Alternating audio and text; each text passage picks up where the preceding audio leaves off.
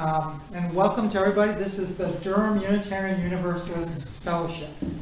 And I'm just really glad to have you all here today. I am Mike Fleming, and I'm the Green Sanctuary Chair of this congregation. And we're very proud of our church because 3 years ago we became the first church in New Hampshire to be solar powered. And we're really happy about that. However, the credit should be passed around to other people, other churches in this town. So I'd like to recognize, in particular, Maggie Morrison. Maggie, are you here? Maggie's back there. She started the whole idea of solar churches in this town 5 years ago.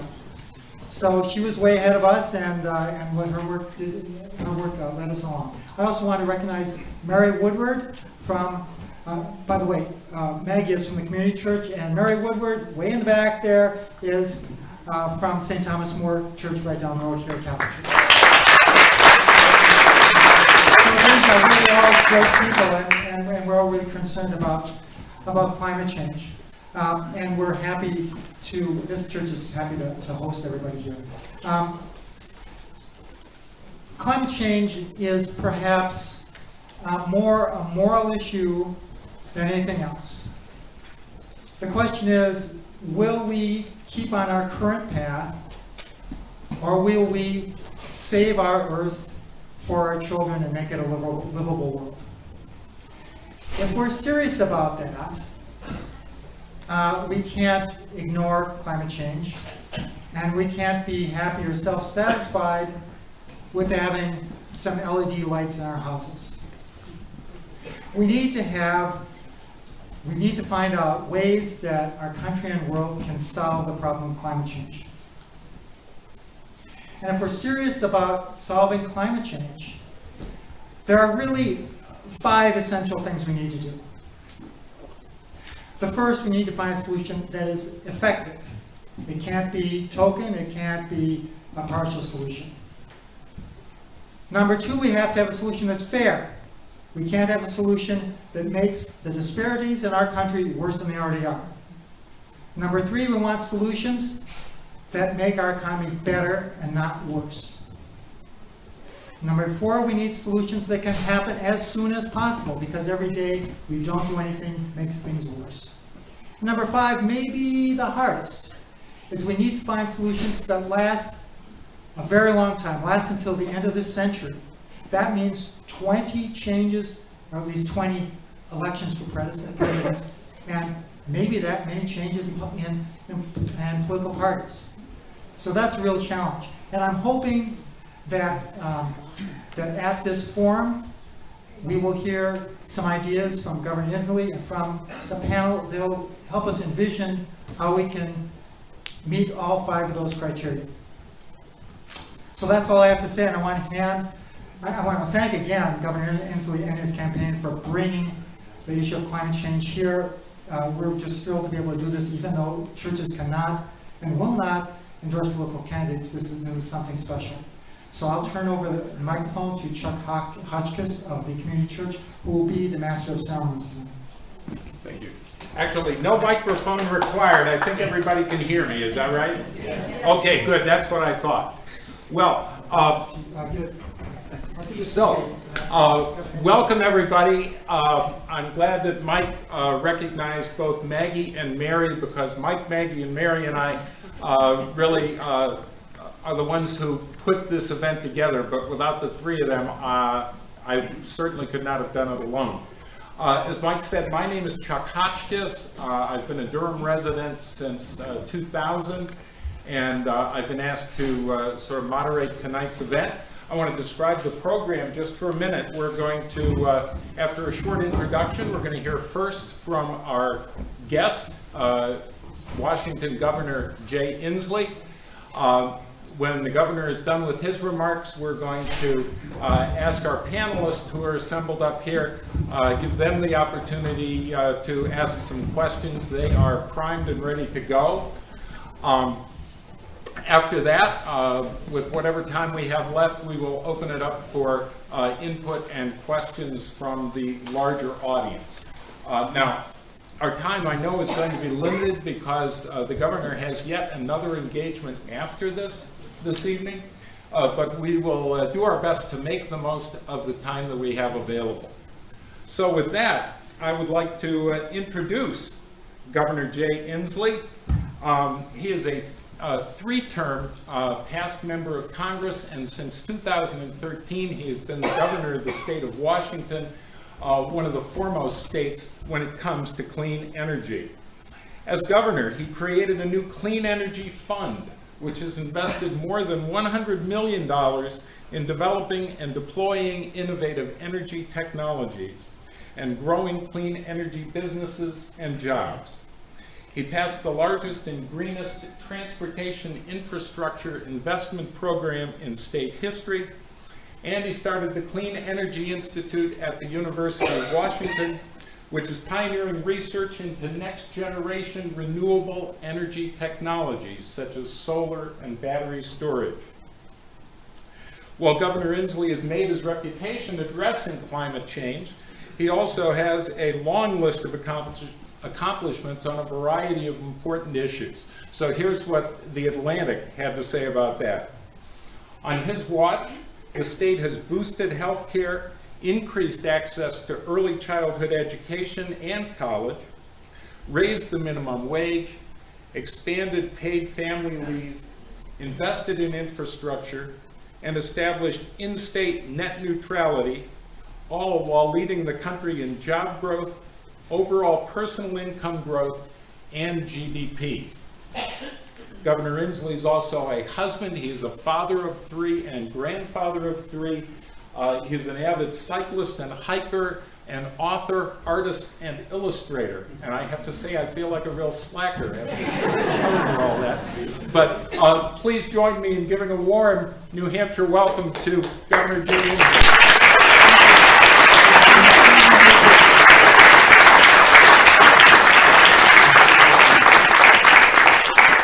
Thank you. It is a delight to be here. I want to thank you for that really kind introduction. That would have pleased my mother and surprised my father. So I want to thank you for that. Mike, I want to thank you for your words of wisdom. I think you hit everything right on the button. I'm really, really glad you're not in this race for president. It would be very tough to challenge you, and I want to thank you for your hospitality. I want to thank this community for opening this beautiful room to us. I feel daunted being in this room, because when you're in a house of faith, you are in the house of the ultimate fact checker, the divine, and so it puts an additional burden on your shoulders. I will attempt to fulfill a responsibility. I'm Jay Inslee. I'm governor of the state of Washington. I'm running for president for one profoundly compelling reason to me, and that is I believe the next president of the United States has to make defeating climate change the number one priority and the number one job of the United States. On a moral, economic reason, that should be the destiny of the United States, to lead the world to a clean energy future. That is my fundamental belief. And it is the reason I'm running for president of the United States. I have 3 grandchildren. I'm very committed to them. And I know that we have one chance, and one chance only, to solve this problem, to defeat climate change. We know we are the first generation to feel the sting of climate change, and we know we are the last generation who can do something about it. And I believe that when you only have one chance, you seize it. And I believe we ought to seize this moment, and I believe it is a moment. It's a magic moment for 2 reasons. One, this is a matter of urgent peril, but it is also a matter of tremendous promise, of economic rebirth, from growing clean energy jobs across the United States. I want to address the peril first. The peril is obvious, but I want to note it. I was in Paradise, California about a month ago. This is a town of 25,000. I drove for about an hour in the darkness. Not a soul left in town. Houses burned down to the foundation. The vast majority of the houses were total losses. It looked like an apocalypse movie set in Hollywood. But it was a vision into the near future for vast swaths, particularly the western United States. where the climate science shows unequivocally that we will have probably twice as many of intense and cataclysmic forest fires in the upcoming decades because of climate change. All we have now in the White House is a man who says if we just rake the leaves a little better, we will not have this problem. We need leadership that will confront this, and we need to confront it because it is touching so much of our lives. In my state last summer, we had a number of days where we could not open the public pools because the air quality was too threatening to our children, to allow our children to go outside and play. Houston had catastrophic floods. When I was in Iowa a few weeks ago, the farmers couldn't go out to do harvest because there was so much rainfall, it was too muddy to actually go out and harvest their fields. When I was in Miami Beach a couple months ago talking to the mayor, he showed me where they had to build up the roads 1.5 feet because of the recurrent flooding, where you essentially almost get fish in Main Street in Miami Beach. We're going to have a reef formerly known as Florida if we don't do something about this problem. So this is an urgent moment. The IPCC report, I know, is stunning in its urgency. If you have any doubt about this, a book I just finished reading called The Uninhabitable Earth, it is an eye-opener, and it is a suggestion that we need to get moving. Now that is the peril side, which is obvious to everyone in this room, but is not obvious to the person in the White House who says that this is a Chinese hoax. And it's unfortunate that the most technologically gifted, scientifically literate community in the history of the planet would have someone who is so stopping progress in this regard. So we need another president who will deal with this peril. But I believe the depth of that peril is matched by the economic promise of the opportunities available to us. Because we know there's going to be a giant transition to a decarbonized economy. And we know that will involve creation of whole new industries. And we know something about the United States. This is what we do. We invent, we create, we build. We're the master innovators. We build new industries. We built the first commercial jet airliner in Seattle, the first artificial kidney machine. We mastered digital economics. We even invented the $4 cup of coffee in Seattle. So we know that this is in our wheelhouse of inventing new technologies, and that is why it is so perfect for an economic rebirth across the United States. And this is happening. Look, jobs in clean energy are growing twice faster than the average in the U.S. economy. The number one fastest job creation category is in solar installer. Number 2 is in wind turbine technician. So we know we're growing clean energy jobs across the United States. It is such a joy to meet entrepreneurs and skilled people.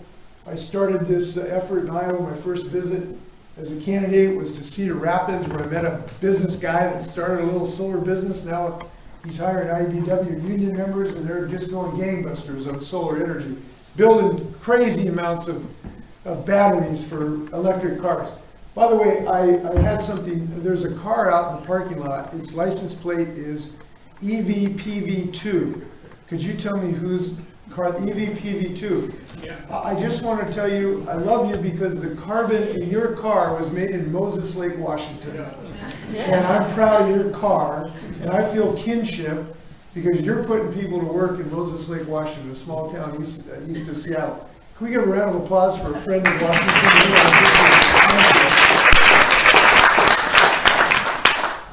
I'd add to that a little bit that we're also a customer of yours because the material being made there at Moses Lake then of course goes into the BMW through SGL. By the way, there's another company there, Tory Composite. Oh, yes. And that material again is carbon. That's our business. Oh, that's your business? No, not Tory. Sure one. But we make carbon fiber parts. Oh, great. And we're a very unusual company in that most of our material is exported. Awesome. So that's an example of the new energy economy. It's so exciting to meet you. What's your name? Jim Drew. Jim, it's really exciting to meet you, and I'll tell you why.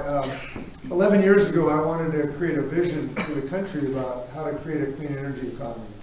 And I wrote a book. It was called Apollo's Fire, Igniting America's Clean Energy Economy. The movie rights are still available, by the way.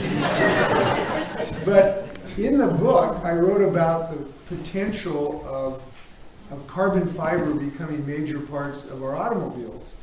And I thought that was a real potential 11 years ago. And I wrote about a little company called Fiber Forge in Colorado. Yeah. They were making little parts for BMWs to put in the trunk, the little trunk well. And now to hear about your progress is very exciting to me, to see this development. So this is happening, but we have to accelerate the rate of change. We know we have to decarbonize our economy in the next several decades. We know we're capable of doing that if we have a spark of imagination. And I'm a child of the 60s. I remember John F. Kennedy say we're going to the moon. We know that unified America. We know that lifted the ambitions of America. And I believe that same spark can ignite a clean energy revolution in the United States. We just need a little leadership. Now, we need to do a few other things as well. We need to defeat the stranglehold of the fossil fuel industry on our politics. And that's why I'm pledging not to take a dollar from the fossil fuel industry. It's why I'm saying that we have to end the subsidies in billions of dollars going to the fossil fuel industry. That gravy train has got to be over, because we have to make this an economy that is rational, which allows the clean energy, the new nascent economies of the future to blossom. We know we have to remove the structural policies that have created so much dysfunction in Washington, D.C., including the filibuster. Look, Mitch McConnell has weaponized the filibuster. We're not going to be able to pass climate change unless we eliminate the filibuster. We got to remove the electoral college because people's votes can actually count. We need to do structural things to really give a rebirth of democracy, and I'm committed to doing those things. And I'm confident in my ability to do this because I have been a chief executive of one of the most successful states in the nation. And I believe in doing things rather than just talking about them. There's nothing wrong with speeches, but actually getting things done is even better, I've learned. And we got a lot done in my state. You heard about some of our accomplishments. And they basically are wrapped around a central precept that we should build a middle-out economy rather than a top-down economy. Trickle-down economics has not worked. Middle-out economics has worked. That's why I'm proud to have the best family paid leave in America, one of the biggest minimum wage increases, the first net neutrality statute in the United States, some of the best voting rights so everyone gets to vote, 2 huge bipartisan successes in transportation infrastructure, and a giant increase in educational funding, and legalizing marijuana, which I think should be the law of the United States soon, and offering pardons to 3,000 people so we can start to end the racial disparities in the drug war. These are things America needs, and I hope that the fruits of that progress in my state can be enjoyed by people all across the United States, and I intend, if I'm giving that honor, to fight to make sure that that does happen. So I'm confident about our ability to make this progress. I'm confident about our ability to fashion a more just, a more equitable society. And I have to get something off my chest in that vein. When I heard Donald Trump, in response to the shootings in New Zealand, use exactly the same language as the person who was responsible for that terrible violence, to talk about the invaders, to talk about the other, it just made my blood boil. And I think we need a president who will help unite us rather than sow division. And that is why I'm proud that I am the first governor in the United States to have stood up against his Muslim ban to try to stop his pernicious fear-mongering in the United States. And I feel strongly about the continuation of those efforts, and looking forward to having a president that can respond to the higher angels and better angels of our nature. I think it's time for a president to do that. So I want to thank you for a chance to say hello. I don't know if we're taking questions now or at the end. What's the protocol? I think we need to move to our panel, Governor. Great. Thank you very much.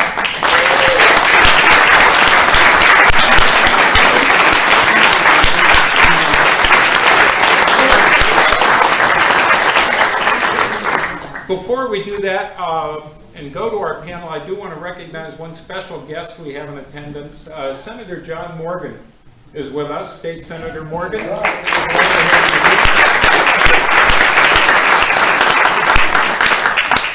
And up here we have, flanking the governor for New Hampshire, residents and citizens with particular knowledge and concerns about climate change. We're going to keep this informal, so I'm going to let each of them introduce themselves as they respond and pose questions to the governor about issues that are particular to folks here in New Hampshire. Beginning with the man with the microphone, Tom Morgan.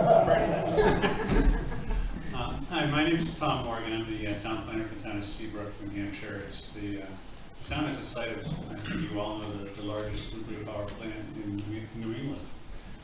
And the issues we're looking at are, of course, a rising sea. And this rising sea is pushing up the groundwater. So we have a few issues that are of concern. My question to the governor is, Governor, could you tell us how your approach to climate issues differs from the other folks who are running for the Democratic nomination? Yes, thank you. I got one here. This works. I think I have a unique position in this regard in a variety of ways. The most important one is I'm the only candidate who has said unequivocally that this has to be the first priority of the United States. I've learned as a governor. I learned to govern is to choose, and that means to set priorities. And I've learned that this has to be job number one, or it won't get done. And the reason is because it requires such political capital and the entire mobilization of the United States economy to this purpose. To decarbonize the United States economy is an enormous undertaking. It cannot be done casually, and it will not be done if we just have a president who sort of checks the climate change box or says that this is one thing on the to-do list. This has to be the central defining mission statement of the United States, and the only way that can happen is if we have presidential leadership to actually do that. Number two, this is something that has been the compelling passion of my life for at least 2 decades. When I ran for Congress in a very Republican, red agricultural small-town district in Central Washington in 1992, I ran on a plank of defeating carbon dioxide pollution. This was in 1992. I'm the candidate who co-authored a book on this in 2007, who started the Sustainable Energy Environment Coalition in the House in about 2008, who helped found the United States Climate Alliance a couple of years ago, within 24 hours of Donald Trump saying he was going to pull out of Paris. Jerry Brown and Andrew Cuomo and I had stood up the U.S. Climate Alliance. We now have 21 states in the Climate Alliance committed to the Paris Agreement. And I thought this was very important because we wanted the rest of the world to know there's intelligent life in the United States. And that they should not give up on us in America. And it's been very successful. Virtually no one has except maybe Putin in Brazil. Not even Putin. So I think these are unique qualifications.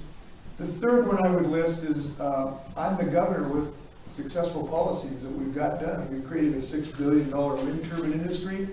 We are one of the leading states in electrifying our transportation system.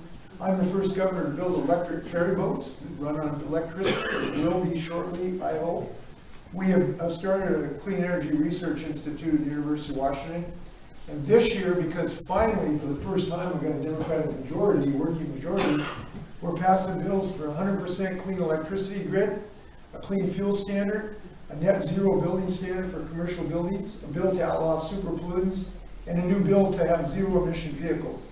So I think those all are unique qualifications, but I think all of my opponents are eminently qualified to be vice president. I speak for them.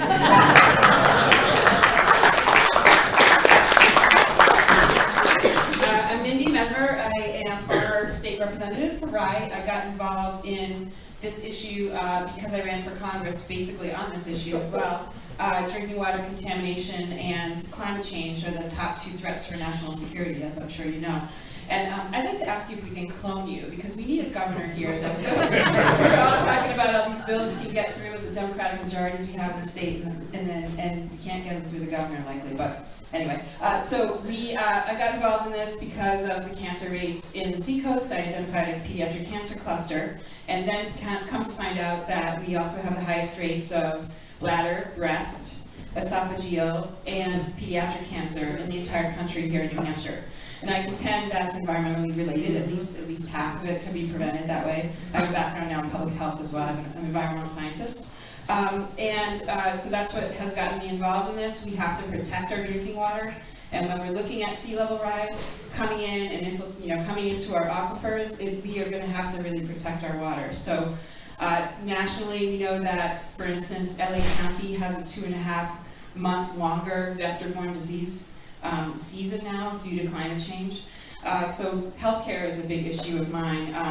And we know here in New Hampshire that $645 million worth of residential real estate is at risk on the seacoast right now due to sea level rise, which is a $9 million property tax base. 100 commercial properties are at risk right now, in between now and 2045. So this is a big economic issue as well as a health issue. And I guess my question to you is, what is your position on healthcare? How can we provide healthcare for everyone, especially when so many people are sick and or will become sick? Yeah. Well, the first thing on healthcare is let's stop causing greater epidemics of asthma because of air pollution in our kids, and COPD problems, and increasing infectious diseases. We were just, I was just another meeting where, the moose populations here down like 60% because of the tick infestations moving north. And I know we got a crisis because my brother-in-law, who's 72 years old, he and I have been hiking all over the mountains of Washington for 60, 70 years. He finally, first time he ever got a tick, and he got this giant kind of mass of scar tissue now. When my brother-in-law has a problem because of tick, that's a crisis, okay, in my view. So I just wanted to talk about that health risk. Big issue in healthcare, but I believe that universal healthcare access is a right, and we need to move forward as rapidly as we can in that direction. We are now, I hope, will be the first state with a public option. I've introduced a public option bill in my state, so on a state basis we can give people access to healthcare through a public option. We are integrating our physical and mental health, which I think is really important. It's crazy to have separate systems. We are unified people, and integrating our mental and physical health, I think, is very important. I believe that increasing access to Medicare is a short-term thing we can do to reduce the age where you're eligible and to allow people to buy into Medicare. So we can have Medicare for all who want it, basically. I also believe ideas of allowing automatic enrollment of people when they're born so that you enter by default the Medicare system to allow a more universal system. Those are ideas to start with. It's a long process. I look forward to working with you. By the way, I want to thank you for running. I want to tell you I hope you run again. You and I have both lost congressional races now, so we're tied. I lost a congressional race in 1994. I represented a real rural red area, and we were 3 votes short of passing the assault weapon bill. And Bill Clinton asked me to vote for the bill, and Chuck Schumer, and I said, I'll lose my seat if I do this. And they said, yeah, we don't care. I cared. But I did believe that was the right vote in 1994. I believe it now, and I'm proud to say that we have, during my governorship, have now passed 3 measures to advance common sense gun legislation, and I'll continue to work on those issues. So keep the faith.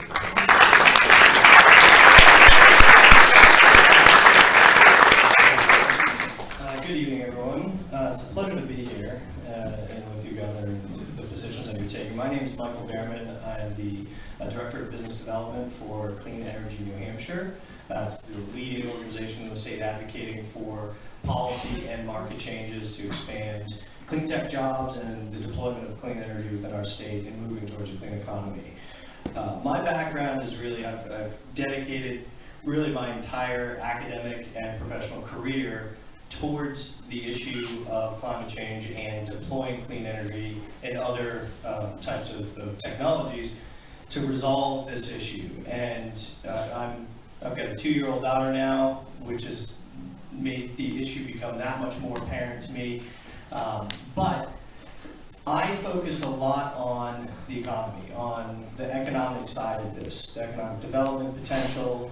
And one of the things that we've been working on for years is trying to showcase how much opportunity there really is by moving towards a clean economy and specifically in New Hampshire. And what's really interesting to me is some of the approaches you've taken for Washington to help spur the industries there within clean tech, to deploy more energy. I'm of a similar mindset where I get tired of talking and I just want to do it. And so, I'm curious to see what measures you've taken, what you've seen work well. We have an issue here in New Hampshire where, despite having one of the leading states in the country in Massachusetts just to our south, we don't like Massachusetts for some reason. So I'm really curious to see what you've done that you've seen work well, how you've engaged both the businesses that are trying to push the issue of clean energy and clean tech forward, but also the businesses that aren't quite there, and what you're messaging and how you've approached that to really pull them along as well. Well, this is, look, the best thing I can do in this regard is to run for president. In part because I have a chance to talk to America to display all of this great progress that's going on. There are just so many jobs being created, and one of my joys is everywhere I go, I just try to display the progress that's going on that a lot of people just aren't aware of. I think about Grays Harbor, Washington. It was kind of a economically troubled area. Now we're making biofuels there, right? We're making biofuels that fly jet airplanes even. We've flown a jet airplane across the Atlantic Ocean. We've flown F-18s with biofuels now that is being refined. We talk about SGL in Moses Lake. And we talk about retrofitting houses, which is in every district, right? And this is not, you don't have to be a rocket science. One of the beauties of the clean energy economy is that everyone has a role. The carpenter, the electrical worker, the machinist, the iron worker. Everybody has some role potentially in this economic revolution. The other thing I do is for those who are statistically minded is to share these statistics. So this isn't like some pipe dream or hallucination. The statistics back us up. Clean energy jobs are growing twice as fast in the U.S. economy. People don't know that. So it's kind of handy to have a bully pulpit when you run for president in this regard. And when I will tell you the most effective thing I have found, though, is individual stories like yourself. Going to tell those stories, and I encourage people to be leaders in this regard. I encourage everybody, you don't have to run for president to be a leader on this. Everybody here is in a social network, and I actually encourage you to share what we talked about tonight in your social network. You're as important as I am in this social revolution. Every social revolution starts in a small room. This is a relatively small room. And we can affect 1,000 people's opinions from the group that's in this room tonight. And I hope that you'll share those stories. Thank you. My name's Catherine Corkery. I'm from New Hampshire Sierra Club. Thank you all for having me here. And it's really exciting and refreshing to have a leader in this conversation. Because we don't always get that chance. So thank you for coming and speaking directly to this issue of climate change. I'm not sure if I see any of the students who were out yesterday in this room, but there were a lot of students talking about the need to stop what we're doing from the fossil fuel economy and switching to the clean energy economy. And it's hard to do that. But here in New Hampshire, we are trying. We have a program, a unique program called the Regional Greenhouse Gas Initiative. And this, we affectionately call it RGGI, like your older brother. It has had a lot of changes in New Hampshire, but there are still some challenges with it, and we see those challenges. It's a program where power plants are required to pay to pollute, and so they get a certain amount of money to reduce that pollution. And here in New Hampshire, there are 9 states that are part of this program. And they employ wonderful programs. There are financial programs, matching funds and low interest loans, and it's so creative and great. Here in New Hampshire, we have rebates. And there are 3 different classes of ratepayers in New Hampshire. We've got the commercial class, the industrial class, and then the residential class. That's us. The first 2 get rebates for the energy that they would have paid towards RGGI. We don't. They get 100% rebates. So out of the last session, there were $11 million for New Hampshire designated from the RGGI program. Only $3 million was put towards projects in New Hampshire. The rest was rebated to the commercial class and the industrial class. But with that $3 million, gosh darn it, we did a lot.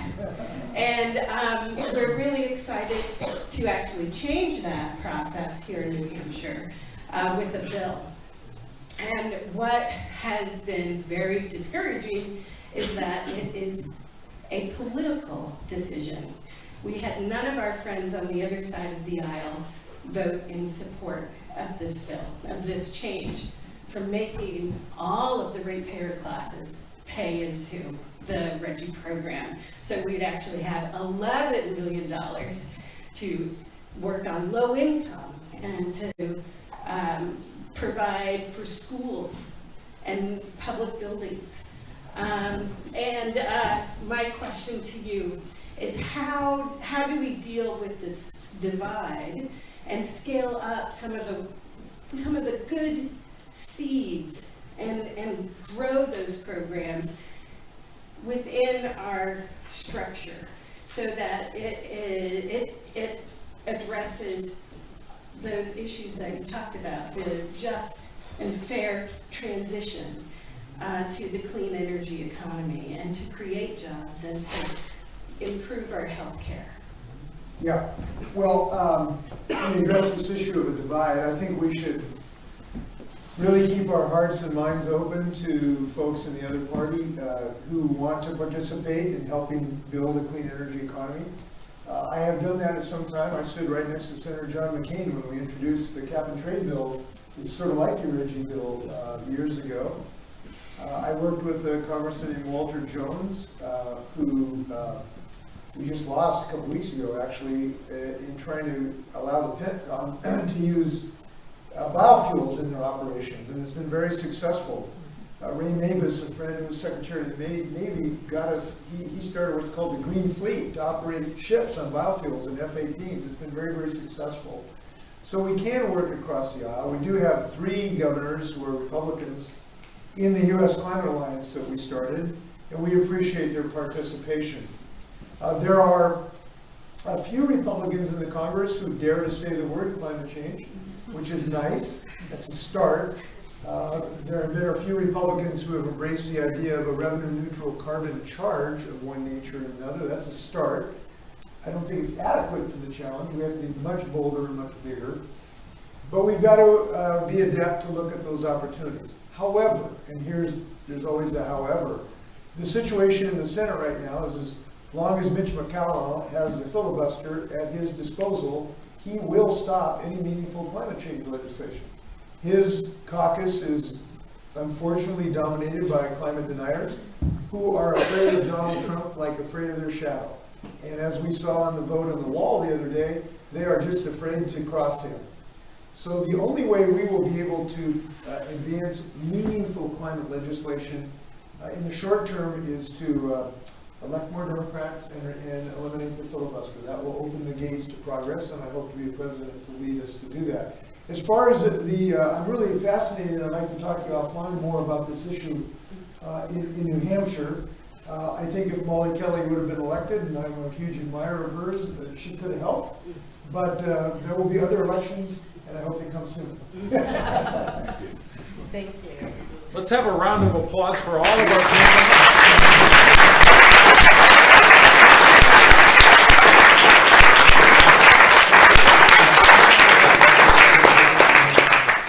Governors, you've already learned the knowledge and expertise about climate change is not limited to the folks flanking you up Yes. here. We've already had an example of that. We have about 15 minutes available for questions from others in the audience. So I want to open that up at this time, and I will come around with the microphone. Yes? Yeah, hi, Bob. I don't know whether I need the mic. You sound pretty good, Bob. Thank you. The word socialism has been used as criticism of democratic efforts for healthcare, for equity, social security. The difficulty with that word is we don't understand it, on the one hand. On the other hand, the concept of the governmental support of the petroleum industry, the coal industry, is a kind of socialism that really is the government support paid by other people that the Republicans are trying to criticize changes in Social Security and healthcare. How can we combat that? Well, look, if hypocrisy was a fatal disease, the cemeteries would be full. Is the situation you pointed out in the subsidization of the fossil fuel industry. We just combat it by giving Americans good common sense solutions to their problems, as we did when we created Social Security, as we did when we created Medicare, as we did when we passed civil rights, as we did when we passed health care. And you just got to work through those things. And I went through the healthcare battle. We're seeing a repeat. We're seeing this movie again. Because you recall during the healthcare reform battle, what did they talk about? They talked about death panels. They said that the government will be deciding whether you get medical care or not. Now we're seeing a version of that. I was in a debate with Megan McCain the other day, she was saying that we're going to take away everybody's cars, we're going to take everybody's trains, and it was just a bunch of baloney. And you just have to work through that and hope that Americans and trust in Americans' vision statement, and we will ultimately prevail on this. We have to prevail. It's a little like Winston Churchill said, you know, why do you think we have to win? And he says, well, victory is the only option, because without victory, there's no survival. So that's a good way to look at this. And we also have the advantage is pointing to all these entrepreneurs who are leading this clean energy revolution. The vast majority of the equity for this revolution is going to be private equity. The vast number of people who are going to create these organizations are going to be entrepreneurs. The vast majority of employees who do this work are going to be private employees. We just want to make sure they have a family wage when they do that work. And I think that's a healthy view of an American economy. And when we do this, I do believe we have to make sure we have a just transition to a decarbonized economy, not just a transition. That means we have to focus on the frontline communities, the marginalized communities, the communities of color and poverty that are always the first victims of climate change. And if we do this, this will be a mechanism of reducing inequality and increasing economic and social justice. That's why this is so exciting. This is not just about making a buck. It's about making a more just society. And I believe we can do that.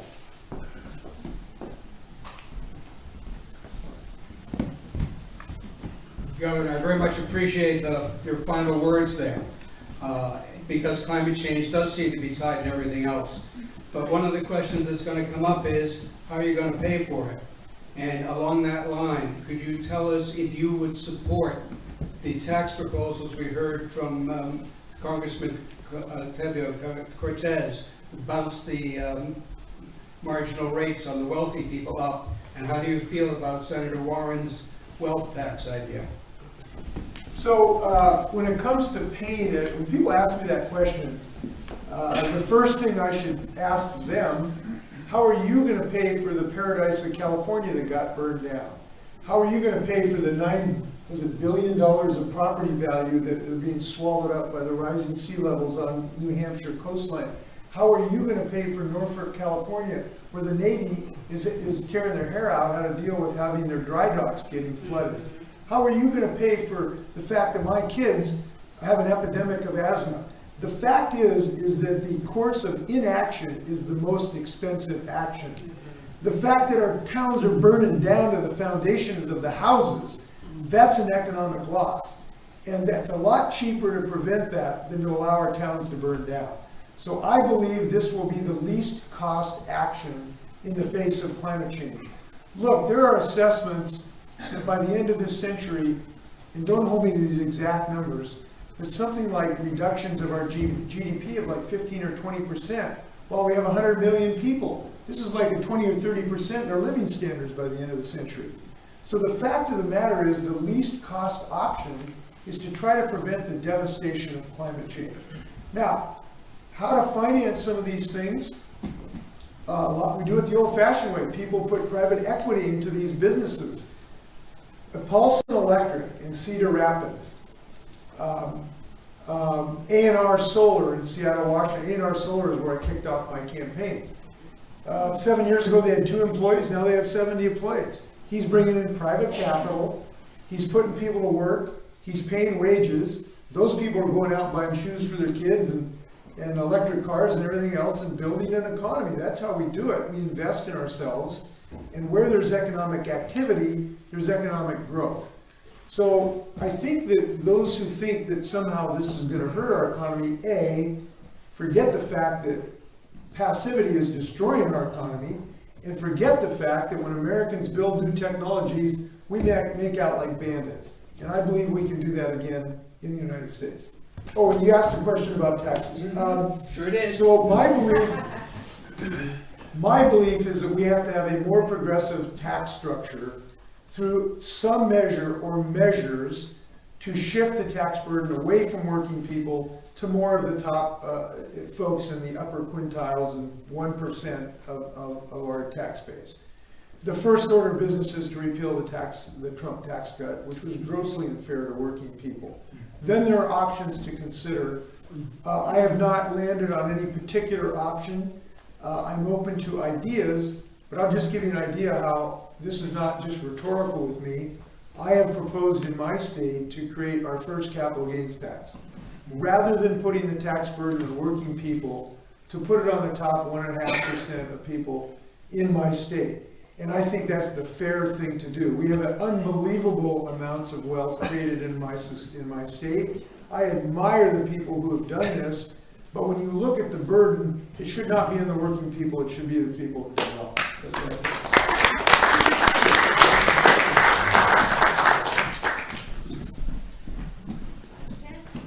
My question is about grade school kids and environmental education.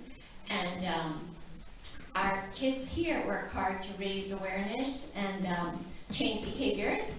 And I'm wondering, in your state as governor, what you've done as far as public environmental ed. Yes. Well, I really believe in this mission because my dad was a biology teacher. And I meet people all over the state of Washington whose lives were changed because of what my dad did for them to give them promise and confidence in themselves.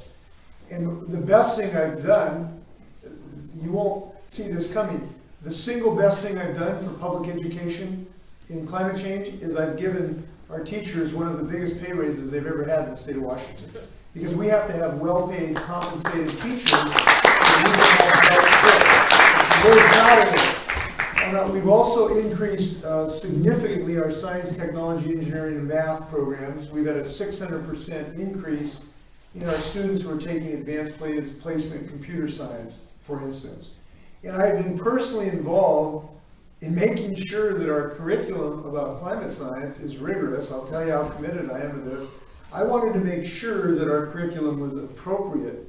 So I've actually went down and looked at the test questions that we ask our students to make sure that we're teaching them the right things. I had to sign 12 affidavits that I wouldn't tell anybody what's on the test. And if your kids are taking the test, I'm not going to tell you what's on the test. I'm sorry, I'm bound to secrecy. So this is a high priority for me.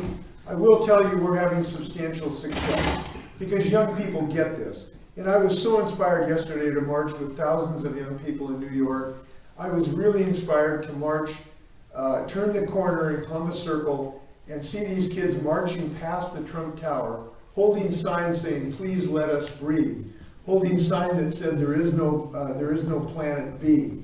These are the generation that are challenging us. We ought to respond to that challenge. And we ought to listen to my 10-year-old grandson who said, he turned to me one time, we were on a hike a few weeks ago, and he said, this is appropriate. It came out of nowhere. He said, Bobo, that's my name, Bobo. He said, Bobo, we are all nature. And I said, this kid's brilliant. So anyway,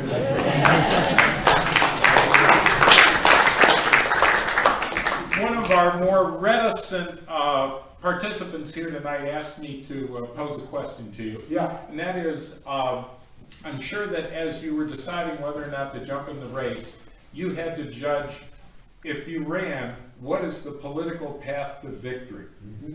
And so that is the question, sir. What is the political path to victory for your campaign?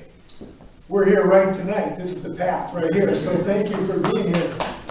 It's through Iowa, New Hampshire, Nevada, and South Carolina, and California, and all the other states. It's doing what I love to do, which is retail politics. And I love retail politics. It's how I got elected 3 out of 4 times in a red 62% Republican small town agricultural district in central Washington, which reminds me very much of the small town communities in Iowa, New Hampshire, and Nevada. This feels like home to me. I know how to win against Republicans. I started my governor's race 16 points behind. In 2012, I beat an incumbent Republican, one of only 2 Democrats who beat incumbent Republicans in 1998. And I beat 3 out of 4 times candidates in this red Republican area until I voted for the assault weapon ban, and then came back in Congress later on. So I believe that when you provide people a positive vision, you can win. And I'm getting a great response. I have to tell you, this is our 4th event in New Hampshire. It's been at full rooms every time we've been here. People are responding. They know deep in their hearts that we only have one chance left to defeat climate change. And they know giving a Democratic nominee is extremely important in that regard. So I feel very good about this. I don't know whether this is appropriate in a house of worship, but I will tell you, all of you have a First Amendment right to go to my website and make some First Amendment contribution, if you like. So I want to make sure you understand. We have time for just 1 or 2 more, perhaps back here. Thank you. So you're making climate change a priority and you're elected president. I want to know what legislation, as a leader, you're taking a leadership role here, what will you propose to Congress? And specifically, would you address the possibility of cap and trade legislation or carbon tax, or do you have other ideas? Yeah. Well, we're going to roll out a very comprehensive policy document a little bit later in the campaign, but so I'm going to go through real quickly. The kind of things that we need to do nationally, I believe, are the kind of things that we believe we're going to have success in the state of Washington. 100% clean electrical grid, a clean fuel standard, building codes that give us net zero commercial buildings, elimination of super pollutants, incentive programs to help people to acquire electric cars and solar panels and the like. Really significant increase in research and development. Infrastructure development that will emphasize both putting people to work and building infrastructure which gives us a clean economy. That includes huge increases in transportation infrastructure. We have $70 billion of transportation infrastructure in my state right now, 70% of which is in clean or low carbon public transportation issues, and we can do the same thing. We need new schoolhouses all over America, and when we build them, we ought to build them so kids have clean air and we don't waste taxpayers' money on utility bills. So these are the kind of things, this is just a quick summary of the kind of things that we need to propose. As far as a carbon pricing system, either through a cap and trade system like RGGI or a direct carbon tax, my view is we should not eliminate the possibility of doing those. I don't know whether I will propose one or not. You will know in several weeks. But I don't think we should eliminate that possibility. But I will say this, what I have found, we had a carbon tax on our ballot that did not pass this year, in part because the fossil fuels industry spent $32 million to convince people that this was not in Washington's future. That's one of the reasons I've pledged not to take fossil fuel money, and why I've been so adamantly opposed to the fossil fuel stranglehold of democracy. But what I have found is that we have multiple ways of building a decarbonized economy, not just a carbon price. For instance, in the initiative that we did not pass 90% of the carbon savings came from the investment side. The investment helping people get clean energy cars and solar panels, in communities in building more energy efficient buildings, rather than the price signal side. So 90% of our carbon benefits came from the non-carbon price part of the portfolio. This is actually encouraging because it means we can do a lot of different things. And the bills I'm introducing now that all are moving through my legislature, I'm very happy about this, in total will get us roughly the same carbon pollution reduction as the initiative would have achieved. So I do believe there's a capability of moving very rapidly to a decarbonized economy, possibly even without a carbon price. But stay tuned, we're going to have further discussion. Okay, I have two more folks already identified, so thank you. I'm not going to ask for any more hands, and I am going to ask our participants just to keep the questions brief, because we are running up against a hard time deadline. Governor, you mentioned the rhetoric on the other side about taking away our cars, and another part of that was taking away our cows and our hamburgers. You're talking a lot about the energy side. What about the food system side of the question on climate change? Well, big question. I'll tell you one of the things I first think about when I think about agriculture, I think about topsoil, because I think it's one of our great treasures is our topsoil, and we ought to be concerned about our topsoil. Topsoil can either be a loss or actually a gain in the climate change fight. And I believe it can be a gain by being a place to sequester carbon dioxide in our soil. At the same time, we're adopting agricultural practices that give us more protection of the stability of topsoil and more production at the same time. So I'm seeing technologies in agriculture that I think we should possibly try to find a revenue-producing option for farmers to turn their topsoil into carbon sinks, to get carbon out of the atmosphere and into the topsoil. At the same time, we find ways to farm that does not cause erosion, and that we are finding ways to do that. And I think we need a federal government to assist in this regard. So I'm committed to those kind of things, and I look forward, if you've got any ideas, to share them with me. Thank you. My name is Isaac Grimm. I am a member of a group called Rights and Democracy, and I live just up the road in Durham, so thanks for coming to our neck of the woods. And thank you for your leadership on climate change. It's one of the issues that terrifies me the most as a young person. But I wanted to ask you a question about something else that deeply upsets me and terrifies me is our military and nuclear arsenal. We currently, I believe, our priorities are way out of whack, right? We are prioritizing spending billions, trillions of dollars on nuclear weapons, on 700 plus bases around the world, and we have over 7,000 nuclear warheads right now. It would take only 100 or so to kill billions of people. And right now we're on track to spend over $1 trillion over the next few years on expanding our nuclear arsenal. So as president, would you stand against that kind of spending on upgrading and expanding our nuclear arsenal? And how would you help us transition to a peace economy? Thank you. Yeah, well, first off, an organization called Rights for Democracy, that must terrify Republicans, because they must be really terrified of your group. A couple things. I think there's an obvious thing and a non-obvious thing regarding nuclear weapons. First off, I think a reduction in nuclear stockpiles internationally ought to be a high priority for the world. There is no reason to have the number of nuclear weapons floating around the world that pose security threats, both by accidental discharge and the wrong people getting access to them. They are a current national security threat because that nuclear material can all be used by terrorists, much less rogue governments. So the reduction of the stockpiles through international agreements, I think, is a high priority. But I think maybe even a higher priority, and I wish I have a blueprint for this. At this point, this is more of a vision than a blueprint. We cannot live forever in a system where nuclear weapons are on a hair trigger, where they can be fired in 15 minutes notice.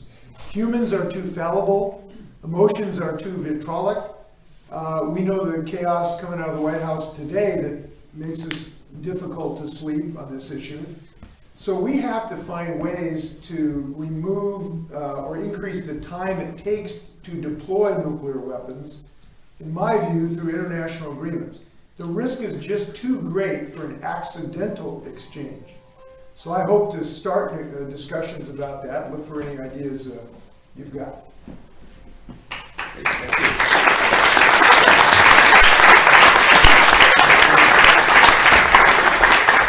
We are out of time. I do want to just leave you all with one thought back on the topic of climate change. And that comes from the environmentalist David Orr, who says that if we're going to effectively address climate change, it's going to require transformational leaders, right? Leaders who can not only are strong enough to tell the truth to people about the situation we're in, but also can help us craft a vision, a story, if you will, that will inspire us to do the things we need to do in order to address climate change effectively. Clearly, Governor Inslee is on the path to doing that. And I hope that many of you, in a more local way, are on the path to doing that as well. So thank you all for being here. Let's have another round of applause.